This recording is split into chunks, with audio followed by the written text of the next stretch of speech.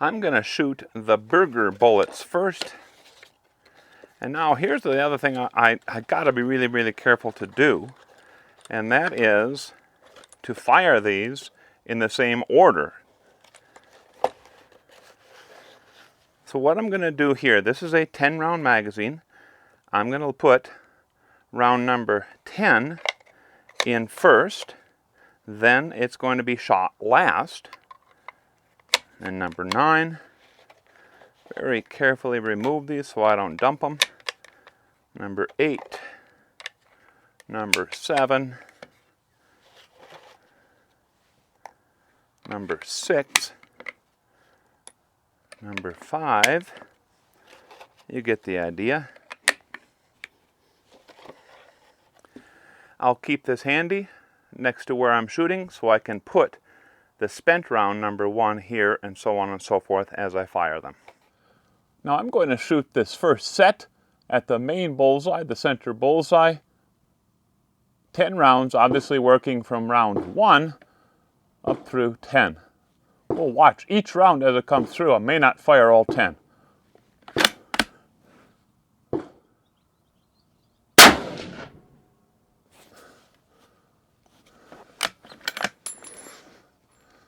"26, 22. Yeah, no problem at all. Now I'm not expecting much of a group to appear here, simply because every one of these is fairly different powder charge, but we might see maybe 2 of these rounds grouped together. So I am trying to use the exact same point of aim like I would in a normal precision shoot.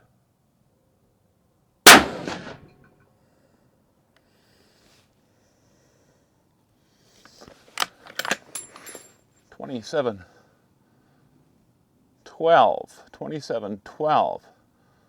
Primer still looks very good.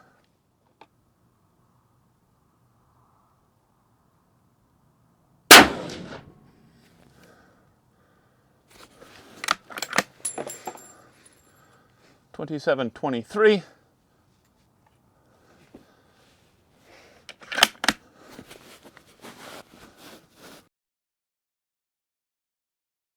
I'm using a new triggering mechanism on this, and every time I close the action, close the bolt, it thinks that a round has been fired, and it doesn't just have an absolutely anomalous velocity. It's coming up with some sort of, could be, I guess, velocity 2200. So I've got to stop every time and delete that erroneous round. Now we're back to having 3 rounds fired, 3 rounds recorded, ready for round number 4, which is in the chamber.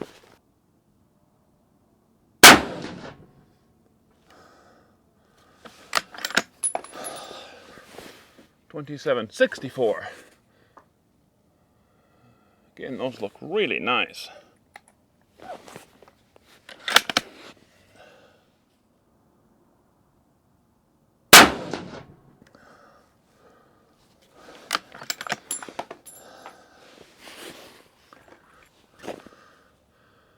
I'm hoping to be able to get about 2800, maybe a little bit more than that. The way these are going, it looks like I'll be able to do it. I've got 5 more rounds left, and I got about 14 feet per second needed to get that with these 220 grain 220 grain Berger bullets.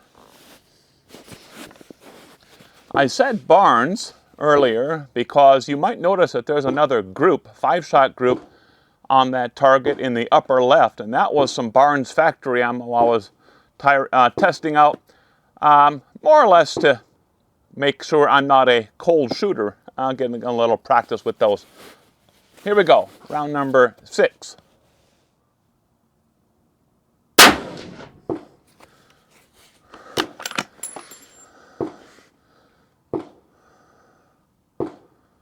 Just beautiful.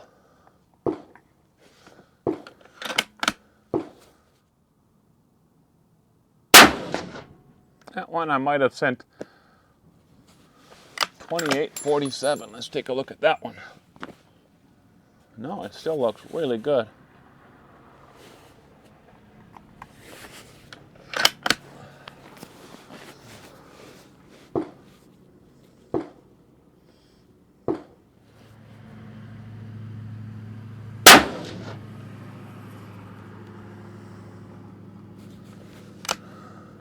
Okay, that's a little bit sticky on the bolt. I'm going to call it right there.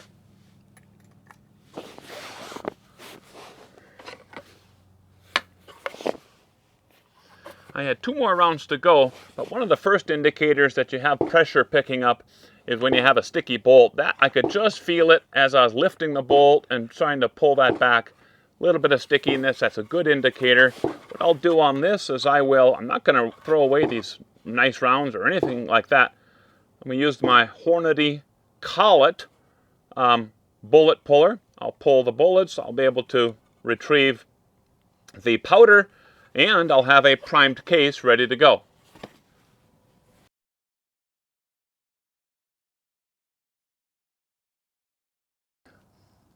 I'm going to be shooting now the Hornady A-tip bullets, 230 grain bullets, fairly heavier than the Bergers. Don't expect the 2,800 feet per second. If I can get 2,770, somewhere in that range, I'll be very happy. That'll be very good for long-range ballistics, considering that. And one of the things I did, since I was having a little bit of trouble with that external trigger, is I went back to the normal LabRadar triggering. See how that goes. I'm going to be shooting at that bullseye to the left of the main bullseye that I was just firing at.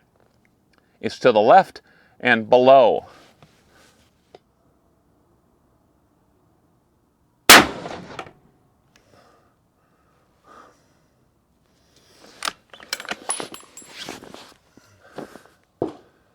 That's fine. So I'm sure that it disarmed. There wasn't anything wrong with it, just by the amount of time it took me to finally get around to shoot.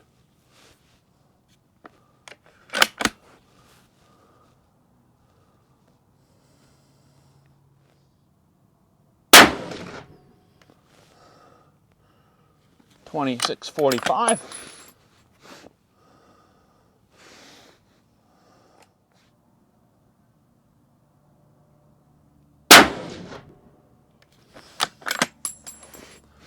.2670. Couple things to watch when you're working up a load. Number one, obviously, is that primer. Really pay close attention to how that primer looks. Looking for any cratering, flattening out, backing out. Pierced primers, that's a real bad sign. Also, watch your velocities. Real dramatic increases or spikes in muzzle velocities is an indicator something's starting to go haywire. You better back down. Another one, of course, is how smoothly the bolt cycles. If it's sticky, as we call it, difficulty lifting it, extracting it, that's a definite indicator pressures have gotten too high for your particular rifle.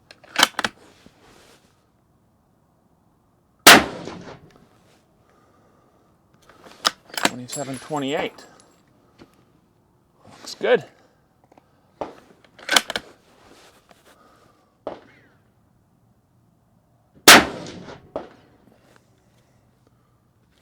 .2737. It is increasing very slowly.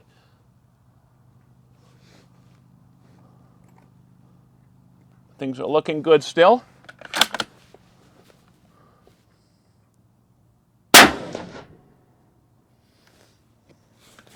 .2748.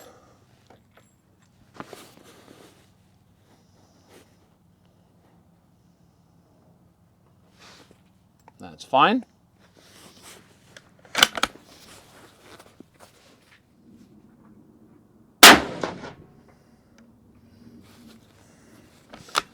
.2789.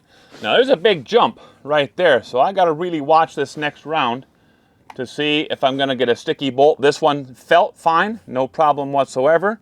We're going to watch this next one closely.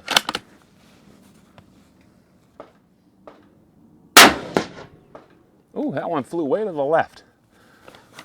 Yeah, that one's tight. So that's enough of that. And I think what I'll do, obviously, again, use that bullet puller to pull these two out. Don't want to waste these 2 rounds. I may end up marring them a little bit, so they won't be used for precision shooting. But definitely the point where I need to be loading is probably at about round number 6, somewhere in that range. Round number 7, remember, showed that rapid increase in muzzle velocities, and round number 8 was a sticky bolt. You know, sometimes a person can fire an entire string of a load workup and never experience any sign of a pressure problem. That was not the case today, but we backed off correctly, certainly in plenty of time, and didn't cause any damage to anything. However, that brings up the topic of what are the signs of pressure, and for those of you who are a little bit newer to this reloading stuff, let me go through those things. Number 1 is, and you should be using, if possible, a chronograph of some sort and be able to watch that chronograph. If you see a spike in velocities, quite high spike, abrupt spike in velocities, that's an indicator normally that pressures have really jumped right there. Not necessarily a problem yet, but it's certainly giving you that pause for watch what's going to come next. And sometimes that next thing is a sticky bolt. Not always, but that's what we experienced in both round 8, firing and shooting that Peterson brass with the Berger bullets, Lapua brass with the Hornady bullets. Both happened at round number 8, as it turns out. I guess that is an unlucky number. Another thing to be looking at is, and all this stuff really focuses on the head of that case, and in particular, the primer. So look for primers that have a cratering around by where the firing pin struck that primer. Sometimes the primers will back out.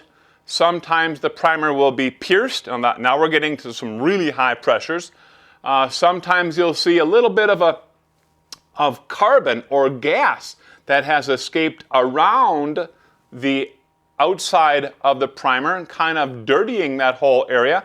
Again, that's some pretty good signs. Normally, that is accompanied with a backed out primer.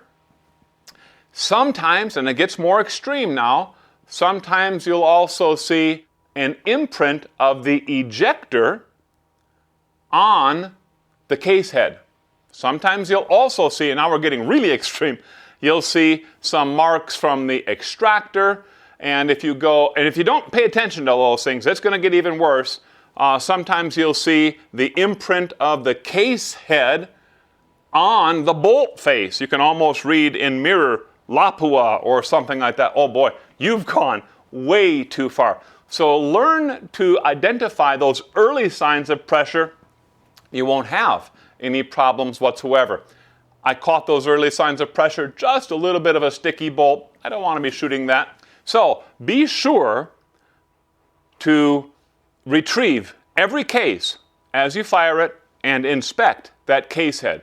Don't try to go, I think I got a problem. Let's go scrounge up my brass now and start taking a look at it. You won't know which was round 1, 2, 3, 4, something like that. It's pretty darn easy to do with a bolt action, single shot rifle, not a problem at all. It is far more problematic, I understand, with a semi-auto. I've done it though. I have a semi-auto 6.5 Grendel. I put a brass goat on it whenever I'm doing that sort of stuff, and I can easily retrieve that case. It's right there in front of me. So pay attention to that. Be very, very careful when you're doing your load workup and watch for those telltale pressure signs. I'd also like to mention that the likelihood that you're going to suddenly see some pressure signs developing, pressure problems developing, the likelihood of that happening will increase as you are using larger incremental steps in your powder charges.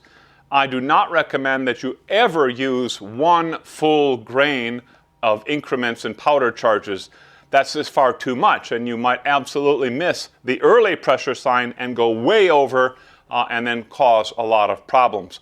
0.5, 0.6 like we did today, very reasonable. And when we continue this process, we're going to be fine-tuning this load here in an upcoming episode.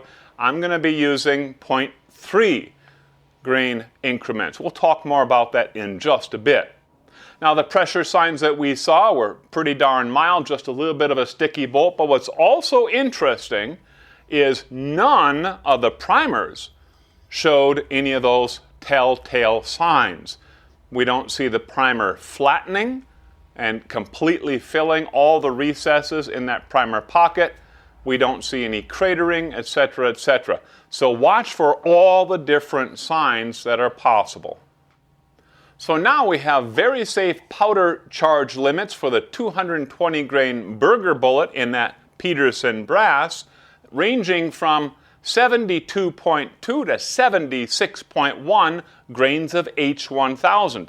Similarly, we have safe powder charge limits of 71.8 to 75.2 grains of that same H1000 for the 230 grain Hornady A-tip. Now, I'll also note that this is for my particular Barrett MRAD rifle. That may be very different for your rifle, especially if you're using different brass. Those components do make a difference, and bear that in mind if you are also working up a load for 300 PRC. So if we look at the graph of powder charge along the x-axis and muzzle velocity along the y-axis for the Berger hybrid target match, that's our 220 grain bullet, we see a relatively linear progression of velocities, and oftentimes the pressures will follow right along with that. We see a couple of places at 73.5 and again at 75.5 where we kind of jumped a little bit, nothing too excessive right there, but we do see that on this graph. Now my next step then will be to load and test a more refined workup using 74.8 to 76.1 grains of that same H1000 for the Berger bullets. That's well within our safe range as we've stepped it back to below that powder charge that first started showing us some problems. We see a somewhat similar graph and velocity curve for the 230 grain Hornady A-tip, but notice, and this is interesting, it's actually quite promising looking, from that 73.2 all the way over to 74.5, it is darn near flat. That might indicate that somewhere inside that range, that is where we're going to find an optimal charge weight.